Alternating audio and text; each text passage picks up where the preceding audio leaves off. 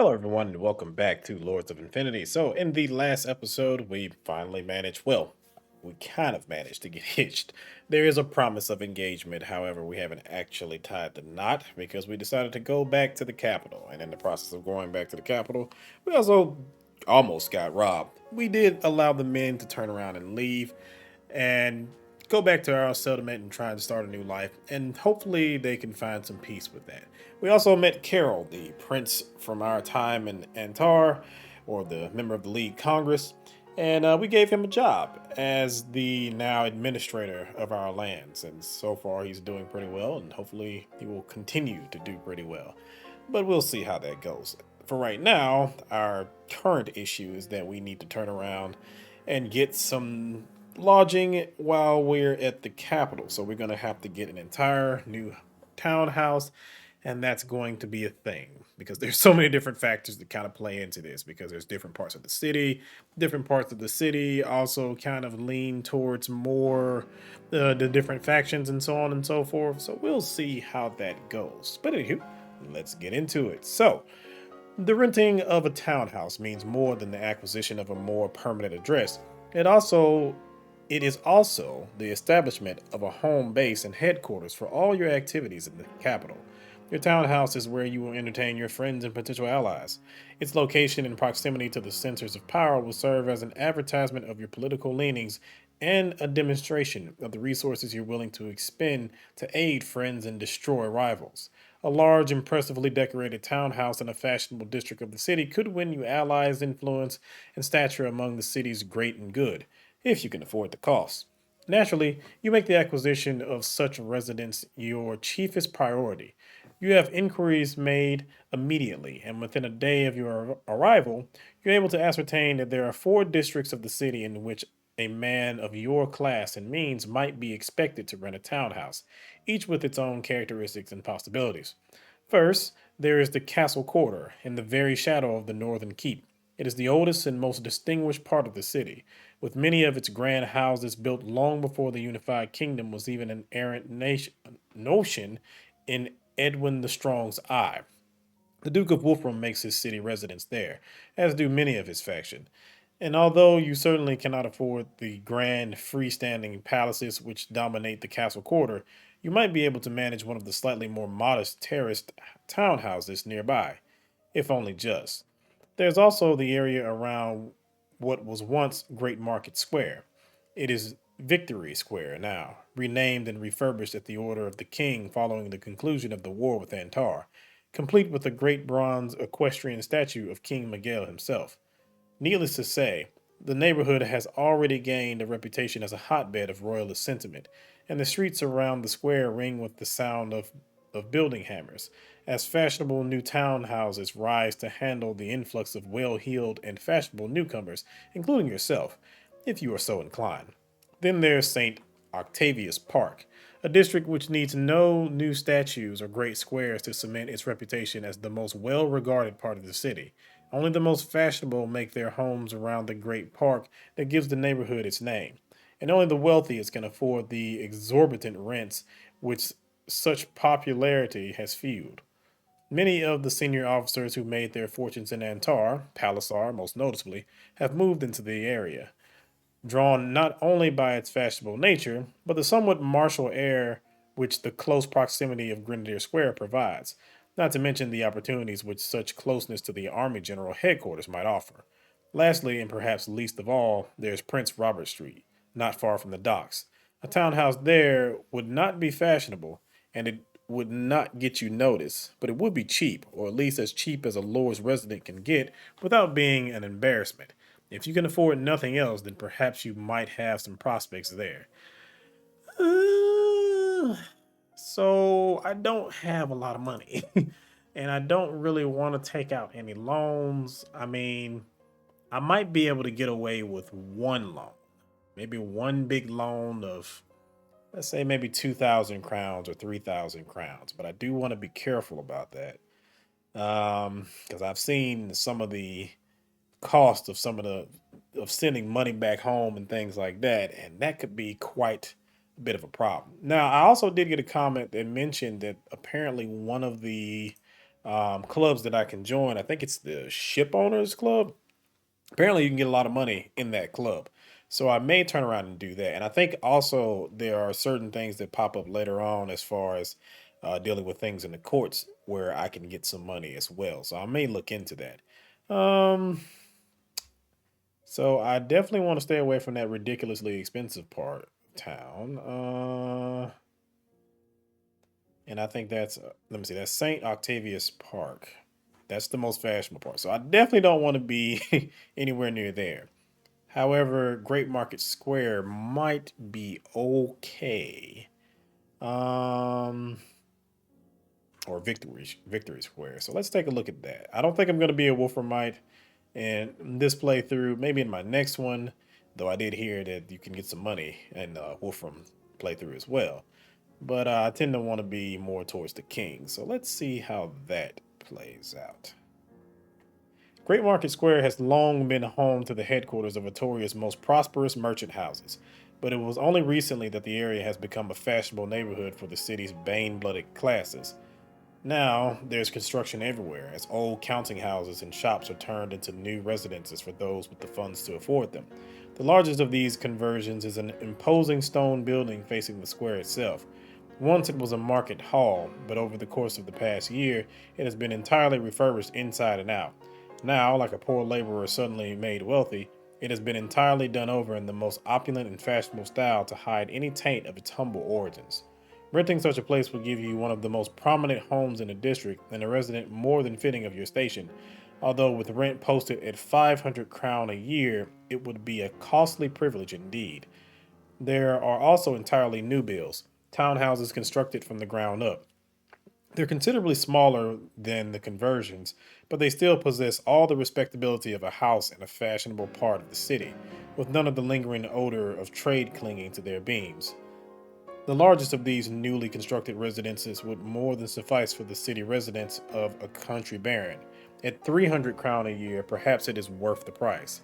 Lastly, there are the smaller residences for rent, these mostly having been converted from shop fronts and small offices.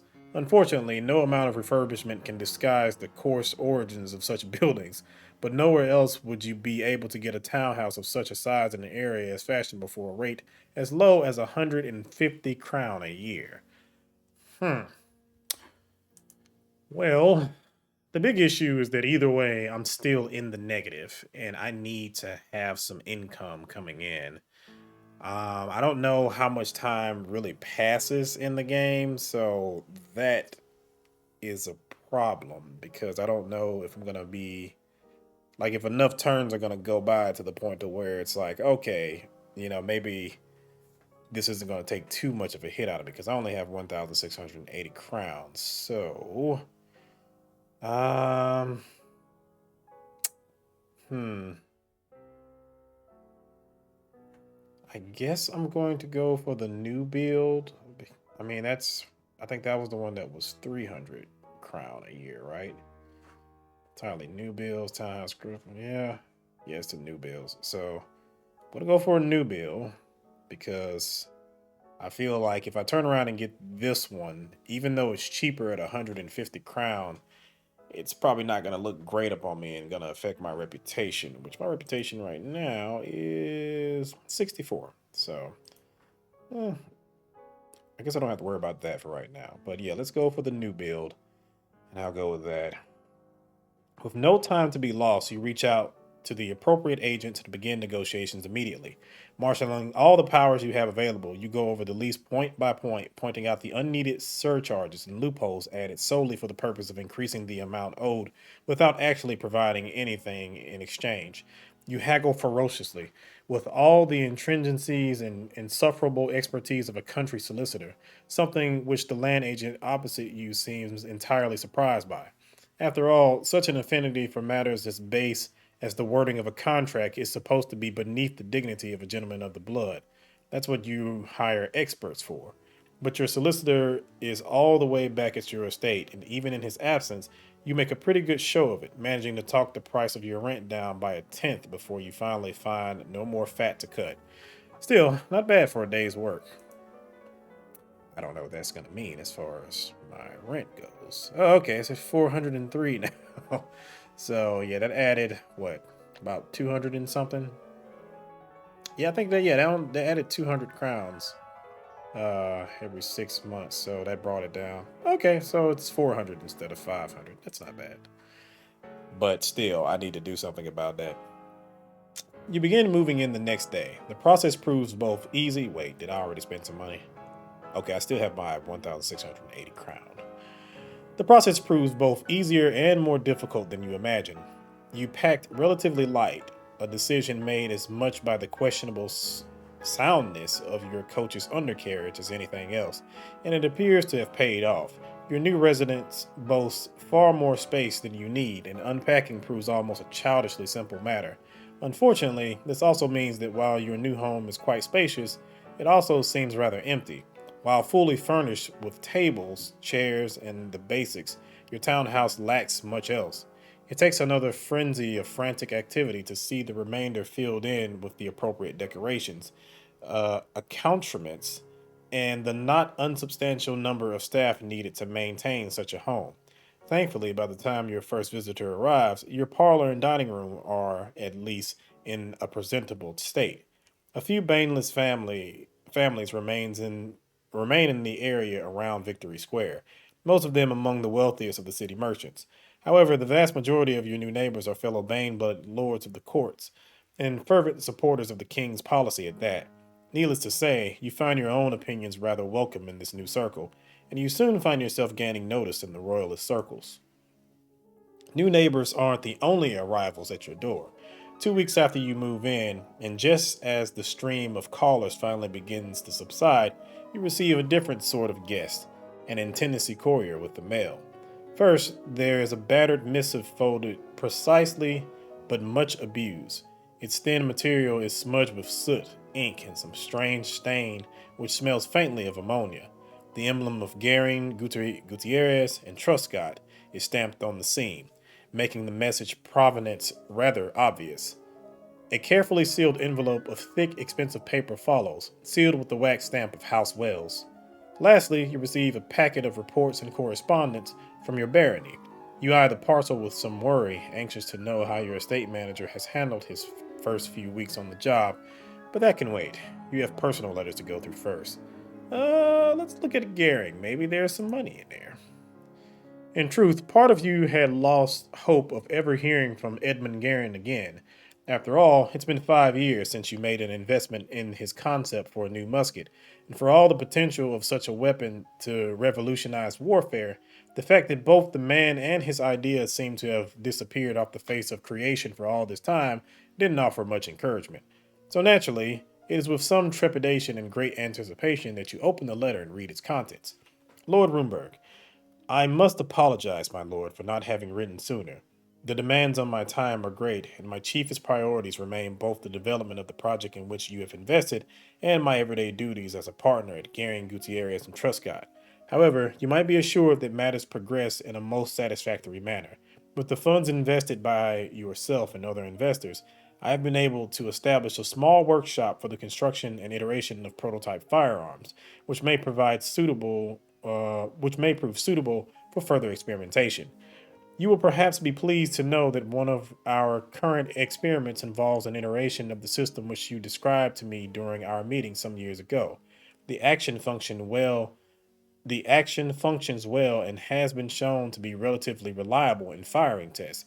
We hope to develop it further alongside several other promising designs. Going forward, it is our belief that we may see a model suited for production trials within 4 or 5 years. So long as Grenadier Square sees fit to adopt the weapon, I have every confidence that you shall see your investment repaid before long. I remain your most obedient servant, Edmund Garing. So the project has seen some progress after all, an encouraging sign. However, the final sentence doesn't sound quite as reassuring to you as it might have been intended. Garing might create the finest weapon in all creation, but unless Grenadier Square has the funds and the inclination to adopt it in large numbers, it might as well be a Bane rune butter knife for all the money it will make you. You file the letter away. If Grenadier Square must adopt the weapon for you to see a return on your investment, then you shall have to do your level best to ensure that they do when the time comes. Till then, there's little point in worrying over it. All right, Countess Wells, what do you want? Even though I feel betrayed to a certain degree. It's been a year since you last spoke with Lady Wells, not since the height of the war in Antar. You imagine she must be busy. Last you heard, she was hard at work compiling an analysis of the entire war for Grenadier Square, a sequel to the report on Blagia, which had first won her such acclaim and royal patronage. You pry open the wax seal carefully and read. My Lord Rumbird, first I must offer my congratulations regarding one's elevation to one's title. I have little doubt that the tenants of one's fief already swell with pride at the knowledge that they owe their rents to a man of such distinguished service and demonstrated ability. I'm told that you recently made the decision to establish yourself in Atoria. I'm thus pleased to say this simplifies matters greatly, for I have planned for some time to pay a visit to your estate, only to be frustrated by my obligations here. Now, instead of a journey of 2 weeks or more, a visit may be arranged and made in the space of an afternoon. Alas, I fear that even an afternoon is too much to spare for the moment. However, I would urge you not to be too disheartened, for I am confident that my present work at my current report shall soon be concluded, and I shall shortly have the opportunity to arrange an invitation. Until then, I remain your obedient servant, Eleanora de All Wells, Countess Wells. An invitation, though little indication as to when it shall come. You suppose there is little you can do about it. Lady Wells still serves at the pleasure of His Majesty's government, and you're well familiar with how much of a mockery the exigencies of that service might make of any promise or oath. Best to move on for now, you suppose. And now let's see what's going on at the estate. With your personal business dealt with, you go on to take a look at the parcels from your estate. Eagerly, you'll pull out the top letter from the stack, a personal message from your new estate manager. Thankfully, it appears that for all his foreign customs, Locke seems to have settled well into his new role. Though he admits that a few Tierran terms and customs remain somewhat unusual to his Antari sensibilities, he assures you that he believes himself able to maintain your estate with all the ability and diligence which you might expect of him. He also relates to you a rather strange affair. Not long ago, a group of ragged-looking men presented themselves at your estate, bearing a letter stamped with your seal and declaring that these men were to be taken into your household. Having made sure your letter was genuine, and having found that these men were once soldiers in the war in Antar, your estate manager reports that he has assigned the newcomers to post under your groundskeeper and allotted a small stipend to each for their upkeep. Although there have been one or two incidents with the more established staff, your manager is happy to inform you that the men are more than grateful for their new positions and appear to be adjusting well to their new life and service. It seems things have worked out for the better, for now anyway. You move on, filing the letter away and turning to the formal reports which your estate manager has sent you. Your estate manager, Carol of Locke, reports that 6 households have been driven away from your fief by their dissatisfaction with the way things are being run, and 5 households have left your fief in search of better opportunities elsewhere. Your estate manager has also reported that your fief's rents are no higher or no lower than expected, causing neither benefit nor harm in regards to the prosperity and contentment of your tenants. He also reports that the road repairs you ordered before your departure are now complete, a measure which is sure to please your tenants and bring in the merchants and travelers which would have otherwise been dissuaded by the previously wretched state of roads. In addition, you receive a letter from your bankers who inform you that in light of your current circumstances, they've agreed to lower the interest rate on your debt to their minimum rate of 2% a year. You've driven your interest rates as low as they'll go. Only paying off your debt in full could decrease it further. Okay, so that brings my net income to negative 302 crowns a year. Great. I mean, that's actually not quite as bad as when I played this on my opposite save. I played this and I think I lowered the rents and I invested into the town and I was nice to everybody. And I think the first time around, I lost about 15. It was either 12 or 15 houses that turned around and left. So this is actually not that bad compared to that first time around. So I'm actually surprised that it didn't turn out as bad. But I guess that might be because of the roads or something. I'm not sure. But let me see. I should send some money home to help improve my thief. I kind of want to do that, but I also don't have a lot of money. Um, let's see. I mean to attend to the matter of my family's debts. In theory, your family debt is held by a consortium of Atorian banking houses, though in reality, the true holders of your debt may have offices as far away as Takara or, yeah, them. It is the work of generations, with each successive Baron Rumberg adding to the amount owed, dutifully paying interest, and occasionally, in times of exceptional fortune, actually paying some small part of the debt off. Now you are a baron, and it is your prerogative to add or subtract from this whole as you require or command. It is a simple thing to acquire a loan. No bank in the unified kingdom would think of denying such a request from a house as noble as yours. However, to borrow a particularly large amount of money in a short amount of time is to raise no small uncertainty in regards to your family's ability to pay that loan off. An uncertainty compounded by your family's existing obligations, an uncertainty which banks usually compensate for by charging higher rates of interest so that they'll have more of your money sooner, if you're unable to pay later. In short, the more you borrow, the larger your individual loan, and the greater your debts, and the higher your interest rates will rise.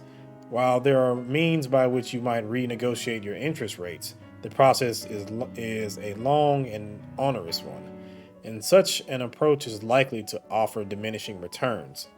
The best and swiftest way of lowering your interest rates is through the simple expedient of paying off your debts in full. Of course, there are alternative ways to secure a loan without raising your interest rates. After all, you have considerable connections here in the capital, one which may well possess the wealth and influence to secure you a special loan not subject to the normal rules.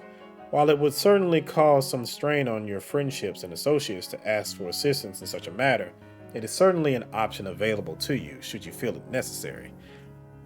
As of the current moment, your family's debt currently amounts to a total of 16,395 crown, a heavy burden to be sure.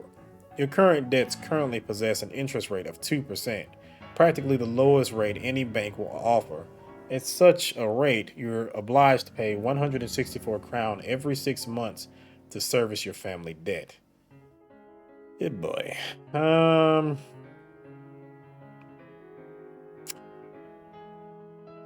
Yeah, I mean, I guess I really don't want to mess with this right now. Do I know anybody that would give me a loan? Let's see. You order your valet to fetch pen and paper before pondering your options. After all the years you spent as a soldier, it seems almost natural to first consider the possibility of drawing upon your connection within the army.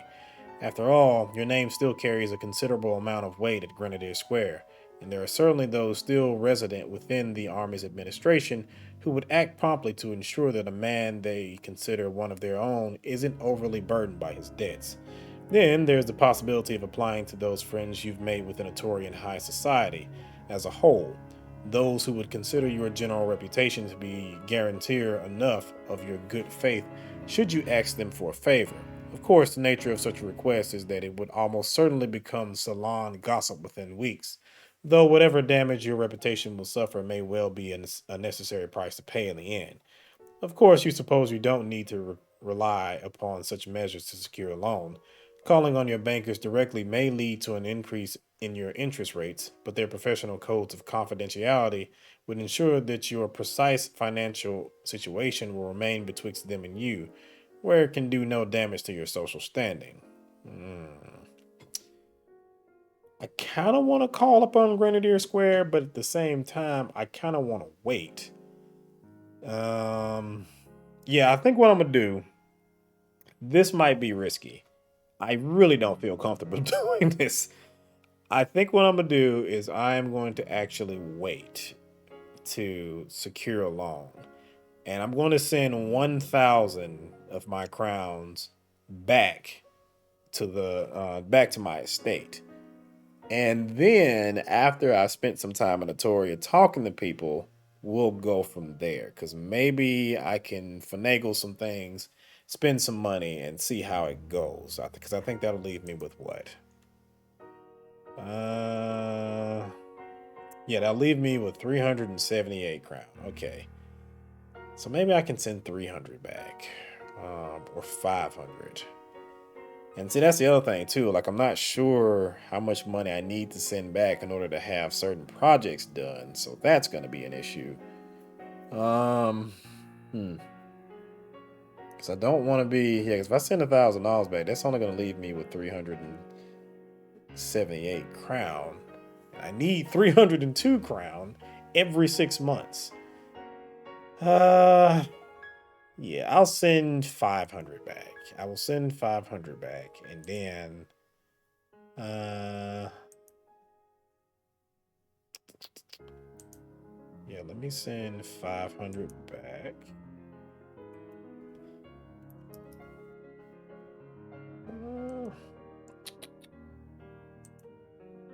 Okay, that leaves me. Oh, that also kind of decreased. Yeah, that kind of decreased my total net income too. It kind of increased it. I mean, okay, so let's see the family debt.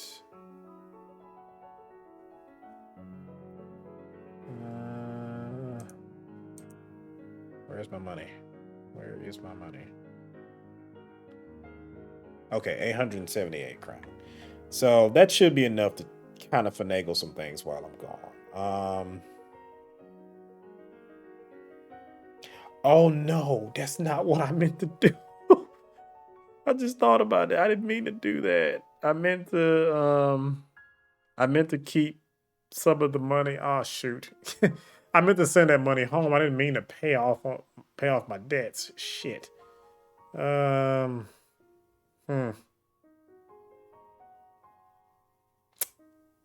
Well, shoot. I am going to, because I'm going to need to send money back because there's still the whole thing with the bandits and stuff. That's going to be a problem. Ah, fuck. I did not mean to do that.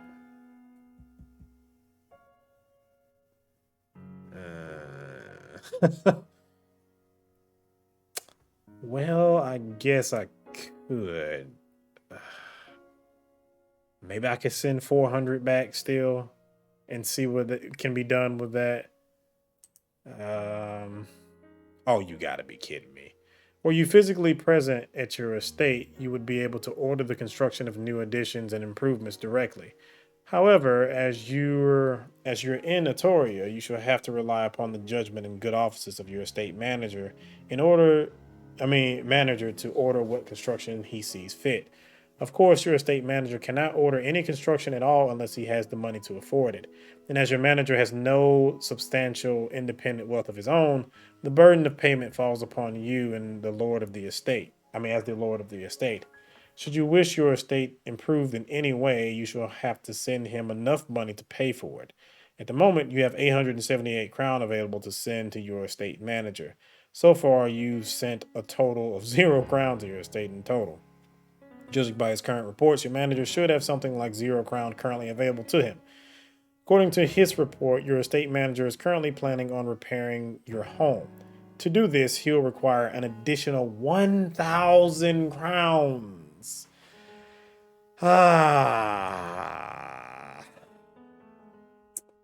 Jesus, man.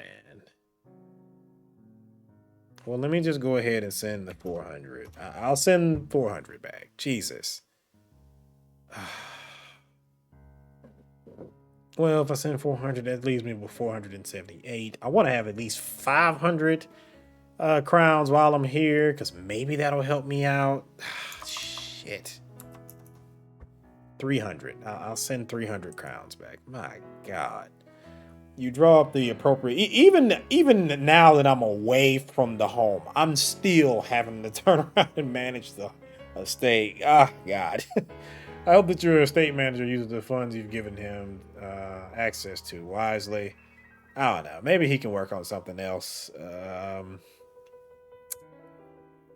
Man, should I try for a loan now and just get it out the way? Shit. I mean, what benefit is the house going to do for him right now? Maybe he'll build something else. I don't know. I'm going to finish managing the estate right now. Jesus. With your affairs at home momentarily resolved, it is past time for you to see to the final part of your establishment in the capital, the joining of a club. A club is to a man of the city what a regiment is to a soldier, with its headquarters serving as officers of mess. Your choice of club will determine your choice of companions, your place within the wider social world of the city, enemies and allies, your patrons and inferiors. If you mean to make some motion in the courts, or need some support in a financial venture, it will be the fellows of your club who will be best placed to support you. In times of scandal or financial need, it is they who will first close ranks around you. A gentleman of the blood in Notoria without membership in a respectable club is a leaf in the storm. If you mean to do anything of significance in the city, anything at all, then you shall have to seek a membership. Of course, that doesn't mean any club will do. Atoria has dozens, perhaps even hundreds of clubs. Establishment for sailors, for carpenters, for ironworkers, fishmongers, grocers, clerks, even beggars. Yet out of the whole profusion, only 4 have traditionally been considered of sufficient prestige for a lord of the courts: the Rendelware, the Admiralty, the Ship Owners, and the Reform. The Rendelware Club is perhaps the most celebrated of the 4, not just for its palatial headquarters and lavish parties, but for its famous membership criteria. The Rendelware only accept those with royal blood in their veins, a restriction which rules you out unless you were to find a way to circumvent it. There is also the Admiralty Club, perhaps no less prestigious and influential than the Rendelware. For the whole of its long history, it has been a bastion of influence for the Royal Sierran Navy, the senior service. Its membership will not welcome an army officer into its ranks, so why even mention it? The Reform and the Ship Owners Clubs are perhaps less selective in their members. The Ship Owners Club is the only one of the 4 to allow entry to the Baneless, though only ones of exceptional wealth. The Reform Club is one of the very few in the entire city to admit women. Their names do not perhaps carry the same amount of luster, but a man of ambition may find himself more at home than in a more hidebound institution. But there's one more club to consider. Lord Palisar made good on the promise he made that night at his townhouse. The Overseas Club is only open to veteran officers of the war in Antar, a home for those still unsuited for a realm at peace. Perhaps you will find yourself a place there. Now, that's the thing. See, it was actually my intention originally to join Lord Palisar and, go ahead and go with the Overseas Club because, I'm a soldier. It seems like it makes more sense to kind of align myself with him. And I haven't really been paying that much attention to it, but he also seems like he mysteriously has a lot of money. I keep forgetting like what his actual rank is. I'm guessing he's similar to the Duke of Wolfram when it comes to power, but apparently he has a lot of money too. I mean, he has this big ass house. He's holding these lavish parties and stuff like that. He's made quite some money in his time in Antar, so maybe he can help me out loan wise. As far as the ship owners club though goes, to my understanding, there's investments and stuff that you can do, and you can make quite a bit of money. And I think it also kind of appeals more to intellect characters. So at least that's what I've heard. I'm not actually 100% sure, but I am a little bit worried about this because I do remember when I again played in my spare time, the Rendelware Club, you can get into it, but you have to do things in order to get into it. If you have high intellect, of course, you can kind of, forge a letter, or you can spend money to have it forged. And I think it's about 1,000 crowns in order to get that letter forged. I'm not sure if you can do it if you have a high intellect or something like that. I'm pretty sure you can, but yeah. So I'm kind of curious on what the criteria is going to be if I want to join the ship owners club and I fail. Like, will I be able to try for another club? I don't know. So many questions. So many questions. But I guess I'll go ahead and try the ship owners club. Let me look into it. The Ship Owners Club is as much a financial institution as a social one. From their headquarters above Victoria's shipping exchange, they watch over the economic heart of the city, pulling the strings which makes and unmake vast fortunes on the trading floor below. A man could make an enormous amount of money as a member of the ship owners, and indeed many have. Even the baneless can aspire to true wealth as a member, provided they possess the connections to get in. For a lord of the courts, the opportunities are even greater. There may be a fortune to be made, true, but there is also the ability to curry influence with some of the richest men in the United Kingdom, baneless and bane blood alike. It is an advantage which you ought not overlook.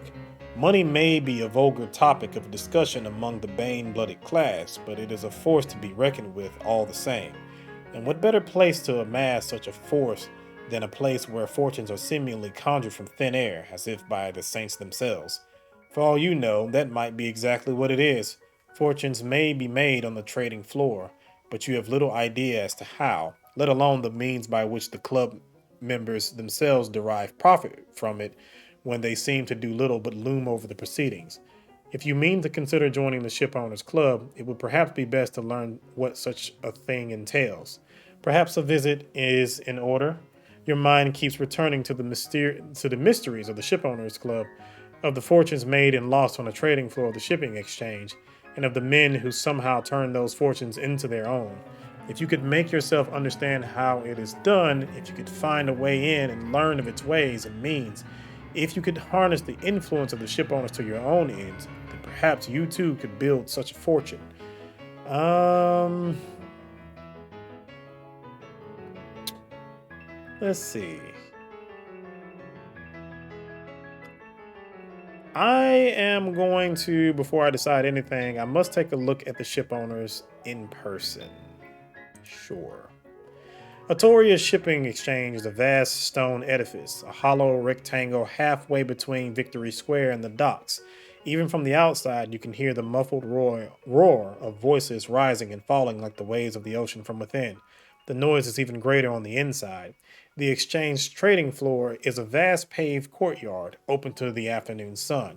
Yet, for all its size, the flagstones are packed with men in somber black coats, some murmuring to each other in pairs, some speaking with raised voices, others roaring at the top of their lungs.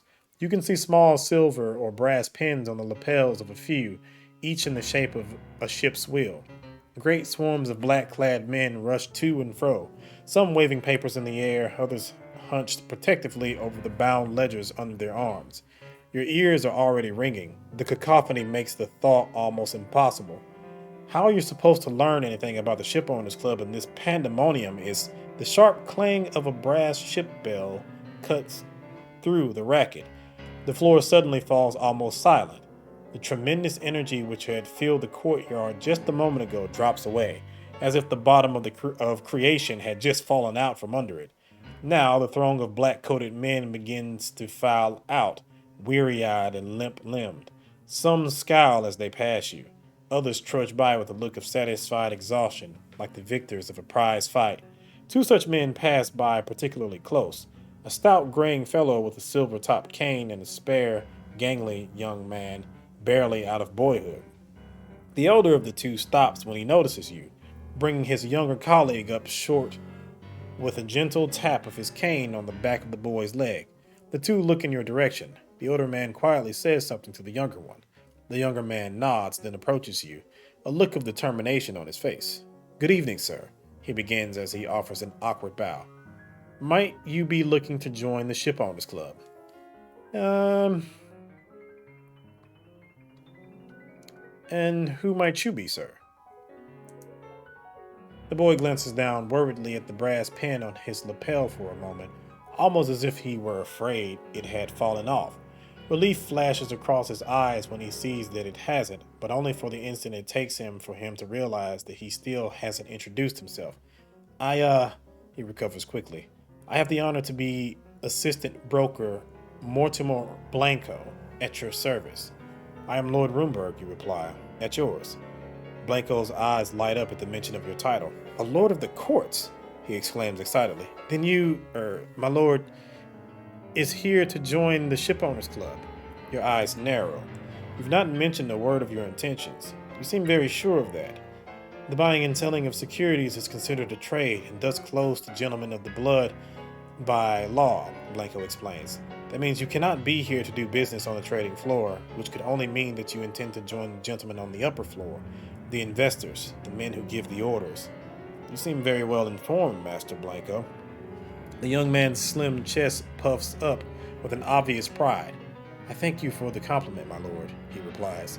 If my lord has any questions at all regarding any of this, I believe I am fit to answer them. I'd like to know how all this works for a start. The young man nods. Yes, of course, he replies before pausing for a moment to gather his thoughts in his clear his throat. Evidently, this matter is quite a complicated subject. The first thing to remember is that trade, especially maritime trade, is an exceptionally costly enterprise, he begins. To fill the hold of a merchant ship of middling size with grain may cost upwards of 800 crown. To fill a similarly sized ship with a valuable commodity like coffee, tobacco, or silk may cost 10 or 15 times as much. Only the largest merchant houses can underwrite such a cost independently. You nod, keeping your expression impassive as you stand quietly shocked at the sums involved. To think that a ship full of prime, beauty, and tobacco might be worth as much as the whole of your estate cannot help but boggle the mind. Evidently, Blanco doesn't seem to notice. He carries on with an eager determination, a diligent schoolboy straining to show what he learned in class.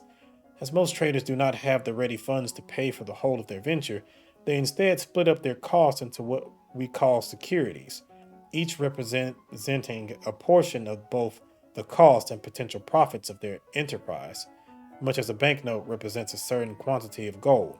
The same applies to other costly ventures, textile mills, for example, or iron mines. Is that what those pieces of paper are, you ask? The ones I've seen you fellows waving about. The young man nods, his eyes bright. Quite so, my lord. He reaches into the inside of his coat and pulls out a sheaf of paper, each one stamped with what seems like half a dozen seals each. These are securities. He points at the top sheet. This one represents 1/500th ownership of a trading voyage to Honshain, due to depart next week. He shows you the next. This one is similar, but instead of 1 part of 500, it is 1 part of 800. And instead of being bound for Ken, this ship is on the Tokaran trade, due to return next month. The rest are much the same. And you buy multiple securities in multiple enterprises to spread the risk. That is exactly so, my lord, Lincoln replies as he stuffs the securities back into his coat. Even in our times, there is still the threat of shipwreck, or spoilage, or the simple hazard of misjudging the prices. If you invest in one venture which loses money, the loss would be far less bitter if you have already invested in 9 more which profit. You suppose that makes sense. The young man is almost out of breath now, having spoken so much, so quickly, and with such great enthusiasm in so great a time, but he's proud of himself for all the same. I hope that was an adequate explanation, my lord. I'm sure the men of the Shipowners Club could explain the exact process in greater detail once you join. You do plan on joining, I hope. What's the role of the Shipowners Club in all this? The Shipowners Club? They're the ones who put up the money to buy and sell securities in the first place, Blanco explains. So you put up the money and reap the profit, you ask. The young man puts up his hands and waves them frantically in denial. Oh no, not me, he exclaims. I'm just a broker, and an assistant broker at that. I just assist Master LaSalle with the transaction which his investors direct him to make.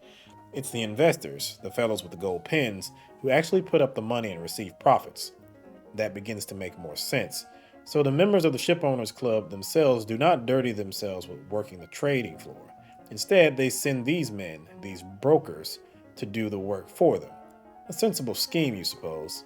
No different from the relationship betwixt a gentleman and his valet, or an officer and his soldier.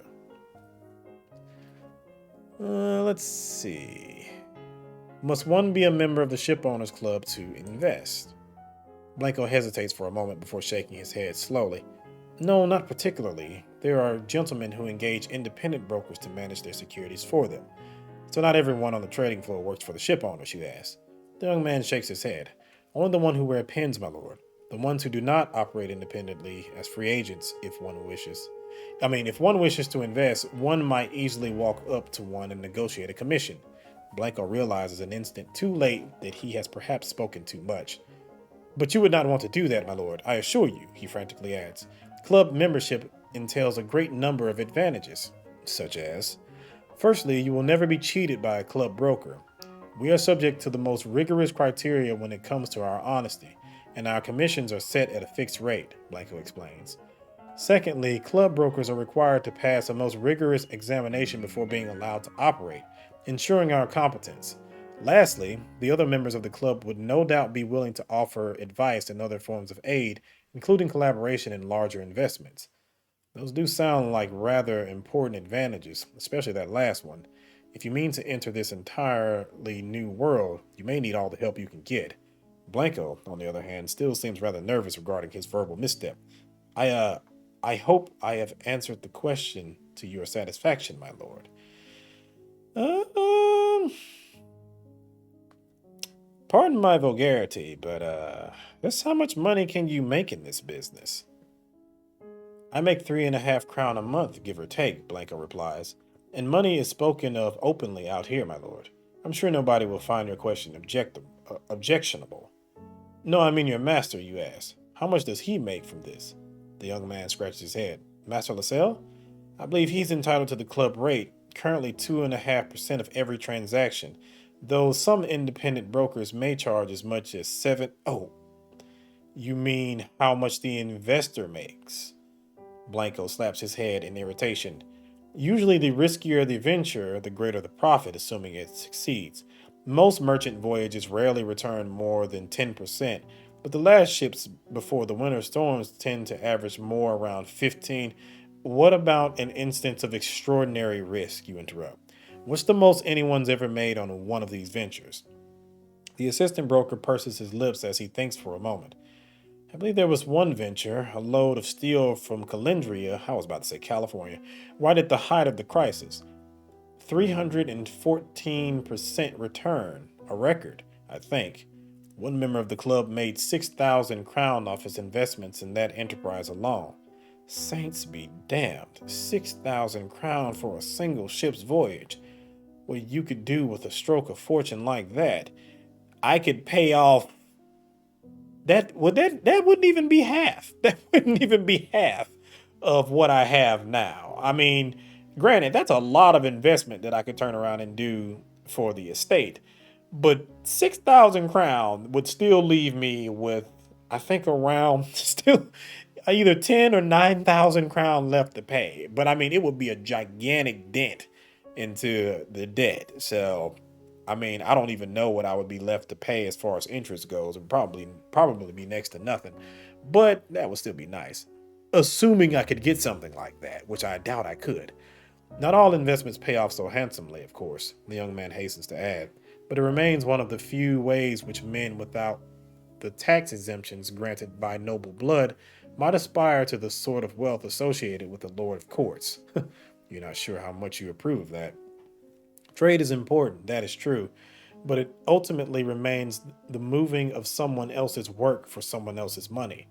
True, the baneless cannot own a landed estate as a gentleman of the blood can, at least not without it being taxed to the point of unprofitability, but to examine that a commoner might acquire an income equivalent to that of a member of the high nobility simply by buying and selling pieces of paper.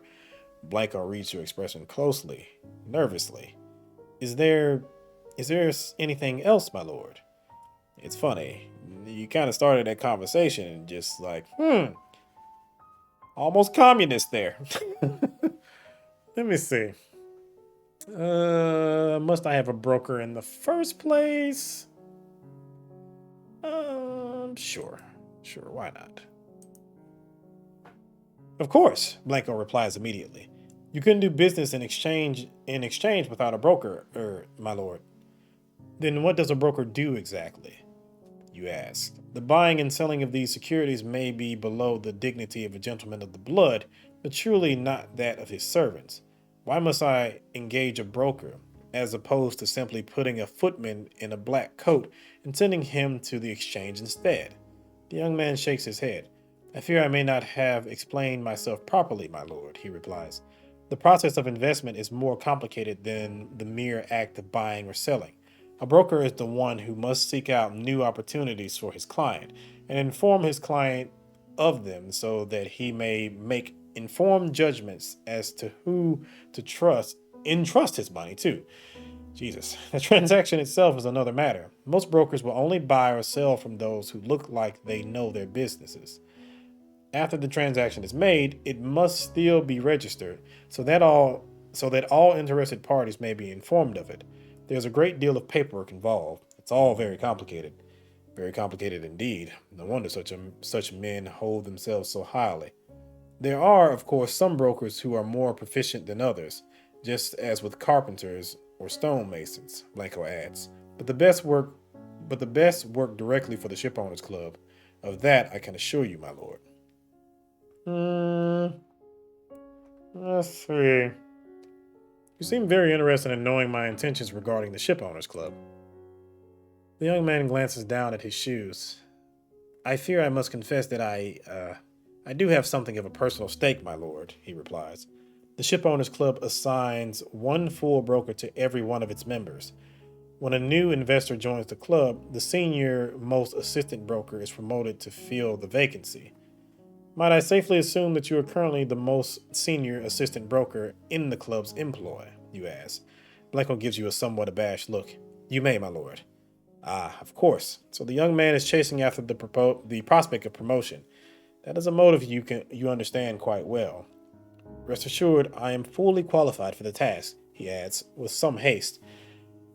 I have already passed the examination, and I am sure Master Lazelle will vouch for my abilities. I merely await a vacancy if he stops himself. Perhaps he thinks he has gone too far, but you know well enough what he was about to say. He merely awaits a vacancy, if you would be willing to create one. I've already heard enough, thank you. The young man nods. Then I hope I have answered all your questions satisfactorily, my lord. Quite so, Master Blanco, you reply. I believe I have all the information I require. Blanco eyes shifts nervously. He swallows hard. Does that mean you intend to apply for membership today? I do. Oh, that's wonderful. Blanco blurts out excitedly, only to catch himself. Apologies.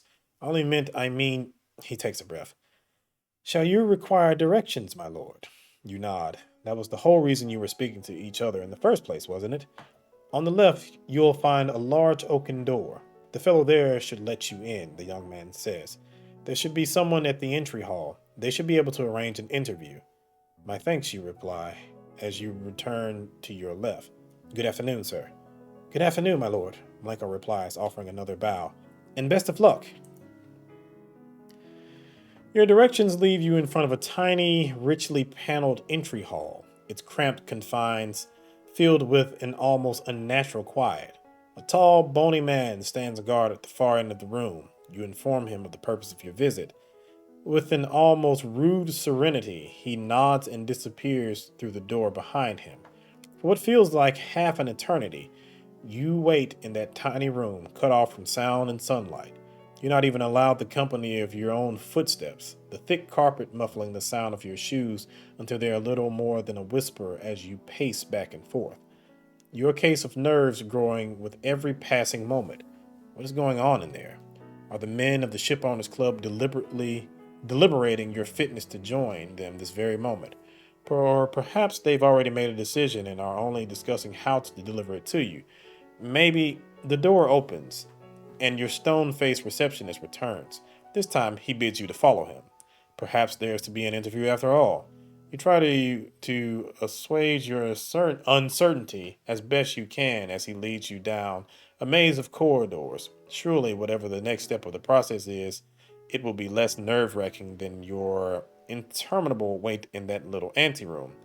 It isn't. You've never seen an interrogation chamber before, but the room you suddenly find yourself being led into fits your imagination's best guess distressingly well. The room itself is massive and high ceilinged, and you're at the very bottom of it, a depressed pit surrounded by high wood paneled counters on three sides. The silhouettes of five figures peer down over the counters, their face blotted out by the bright lights behind them, their heads wreathed in clouds of tobacco smoke. One of the figures, the one in the middle, leans forward, the long stem of a pipe clenched in his teeth. Lord Rumberg, I presume. His voice rumbles through the chamber. You nod. Good, the voice continues. Then let us begin. A second voice speaks out, higher and readier, not from in front of you, but left and behind. First, I would like to make one thing absolutely clear, my lord. This is not an inquisition, but rather a negotiation. You resist the urge to whirl about and face the second man. As one must surely know, trade is based on the exchange of mutual benefit, a third voice now says. From the right. The hell is this, the Illuminati? One party possesses something which the other desires, so the other must offer him something which he desires in return. It is a deeply disconcerting sensation to be addressed from all sides. It presents something of the sensation of being surrounded.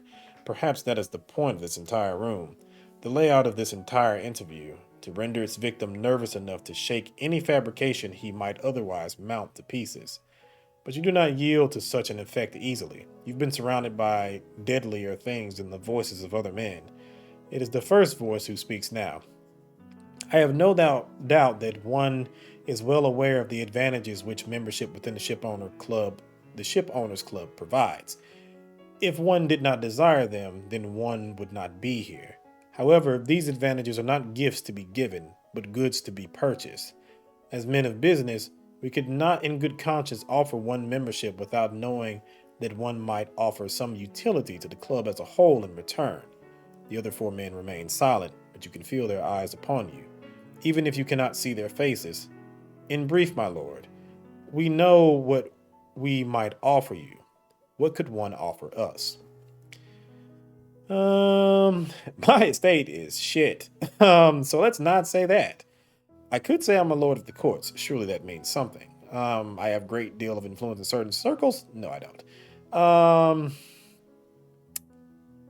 I could say I already possess some experience in regards to financial investment. With the Gehring thing, I don't know if it's a good idea to mention that. Like, I feel like if I mention the Lord of Courts, that's going to rely more on my reputation. But I do get the feeling that if I say I already have experience in regards to financial investment, that will bring up the Gehring thing. But I don't know if that's going to be a good idea. Now, granted, I wonder if I do mention the Gehring thing, if this will kind of help out getting the Gehring thing kind of moving along in case I don't get the ability to join the Army thing, Reform Commission, and be able to help out in that sense. But let me see how that goes. Yes, Garen's folly, the voice to your front replies bitterly. I heard that he'd gotten a dragoon officer or two interested in the idea. One was a dragoon in Antara, was he not? You not. I was, sir. How does this man know about Gehring's rifle project? Is he a friend? A rival? I hope one realizes that one is likely never to see his money again, the voice continues. One rarely does in such ventures. I was told as much, you reply. I chose to invest regardless. By the saints, one voice exclaims from the right. He understands risk-taking well enough to be one of us, that's for sure. Gratifyingly, at least two of his fellows seem to agree. You see their heads bob up and down in agreement. The room falls silent, but the men around you lean forward to keep their eyes upon you. A good sign. You have their interest, perhaps even their approval. Nonetheless, the voice in front of you continues, in the name of formality, if nothing else. Has one anything else one wishes to mention? I'll mention that I'm a lord of the courts. Surely that means something. Perhaps it does, but likely not as much as one might think, a voice answers from the left. You are not the first lord of the courts to seek membership, and if we choose to deny one his request, he would not be the first to be rejected either. Surely they must be bluffing. The Shipowners Club may boast tilted gentlemen of the blood, or titled, titled gentlemen of the blood among its numbers, but it is still an institution built around the exchange of money.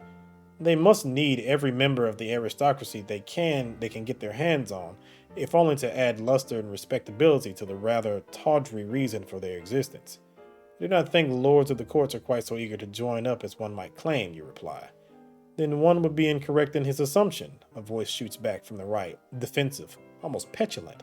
But we must admit that few of such lords possess a reputation like yours. Silence falls again, but you feel as if you have little cause to worry.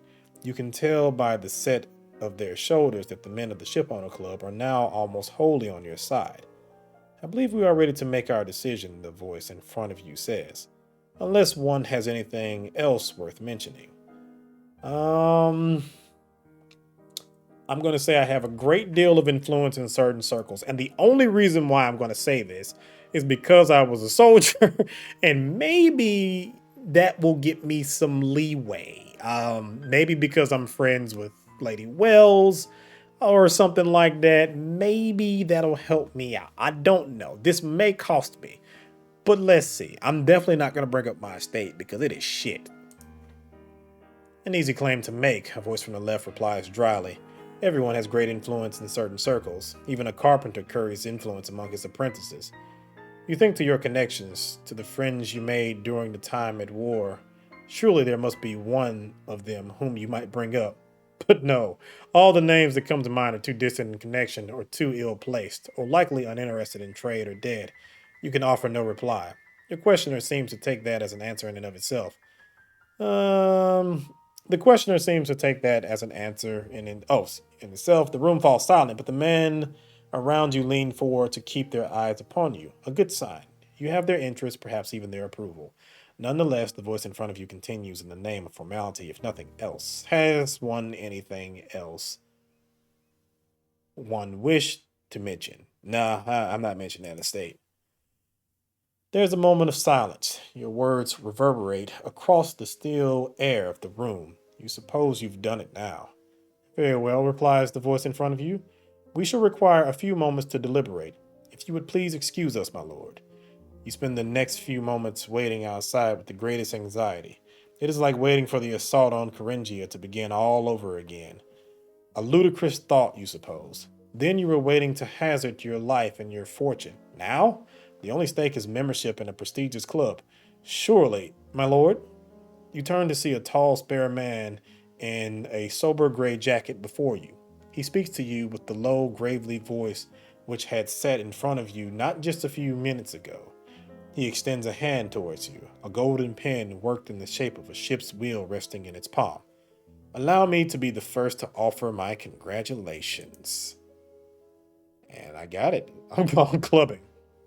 You spend much of the next week getting used to how things are run at the Shipowners Club. In truth, in many ways, your new club is not that much different from any other such institution intended for the patronage of men of your class. The Shipowners' headquarters is a place of well-furnished rooms, comfortable armchairs, tobacco smoke, and expensive liquor.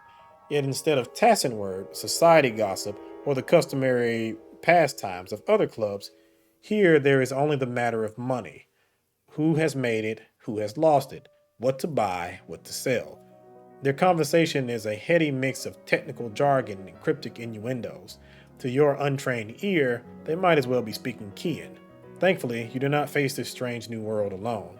As a full member of the Shipowners Club, you've been assigned a broker of your own, a newly promoted Mortimer Blanco, eager to please and even more eager to share his understanding of the trading floor, which the club oversees. Good Lord. You prove a quick study, rapidly grasping the basics. Soon you are spending hours pouring through shipping reports, price tables, and the latest news from the trading floor in search of the perfect opportunity to make your own first investment. So it is perhaps not surprising that you are sitting in the common room of the Shipowners Club when a footman approaches you and places a small envelope of thick, creamy paper on the table before you. The message itself is an unremarkable one, an invitation to tea 3 days hence. Unremarkable, that is, until you see the signature at the bottom. The signature is a simple one. Its calligraphy neat and efficient, but hardly artful. No noble titles accompany it, no honors either. It is but a simple name, entirely, almost bizarrely, unadorned. Isabel. But then again, one may easily enough indulge in such eccentricities when one is the Princess Royal. It would be unfair to call the king's younger sister a recluse. She's been seen in public often enough for it to be common knowledge that she's neither sickly or deformed. Yet the sheer exclusivity of her private gatherings is almost legendary. From what you've heard, entry to such functions is restricted only to the closest of her confidants, and those select few have distinguished themselves in her eye, either by the strength of their convictions, the breadth of their accomplishments, or the power of their intellect. To be invited to such a gathering singles you out as a man on the make, someone who has caught the attention of one of the most powerful women in the unified kingdom. It's an honor you cannot refuse. Well, then, I think I will go ahead and stop it right there. This is a little bit quicker of a video. This is kind of late at night, so I need to get up in the morning and can't really afford to record all night because usually the entire process of this kind of takes me a while because it takes about, let's say, an hour and 45 to 2 hours to record. And then it takes about an hour to render everything and edit everything. And then after that, it takes a little bit of time to actually upload it to YouTube. It doesn't actually take that long to upload to YouTube, but I don't know why that's the case. I guess because usually sometimes when I upload other games, it could take 6 hours to turn around and upload to YouTube for whatever reason. I think Fear and Hunger took typically about 2 or 3 hours, which was really weird, but it's a thing. But yeah, we're gonna go ahead and end it right here. And in the next episode, we have dinner with the Princess Royal, some tea, and we'll see what we're gonna get into. And hopefully, we can make some money because Jesus Christ, I am broke. I need money. I need monies. So I hate to be that guy, but I think I'm gonna end up being that person that turns around and does everything he can to get money. So I'm going to be that terrible senator that you see on TV that is getting all the money he can and gives two shits about what's actually going on. I don't want to be that person, but I am so broke. I need money. But we'll see how that goes. So if you like the video, like the video. If you want to see more content like this, subscribe. I have a lot of things on the channel and I will have many other things in the future. If you have any questions, comments, or concerns, please feel free to leave them in the comment section and I will get to them as soon as I possibly can. As I said, I will turn around and release Lords of Infinity throughout the week. And then on the weekend, I will choose a work in progress choice of game to play for Saturday and Sunday. I might just do Saturday. It depends. We'll see how it goes. Again, I'm not sure which one I'm going to play yet. I am heavily leaning towards Citadel because I have not asked for permission to play the People's House yet because I have access to the Patreon demo because I'm subscribed to the Patreon. So yeah, I don't want to just post that and then get in trouble for that or, make someone angry. So I will turn around and see if I can get permission to play that. And if I can get permission to play that, then I will play that either Saturday or Sunday. If not, then we'll just go through Citadel, which looks like it's going to be very interesting. So thank you for watching, and I will see you in the next one. See ya.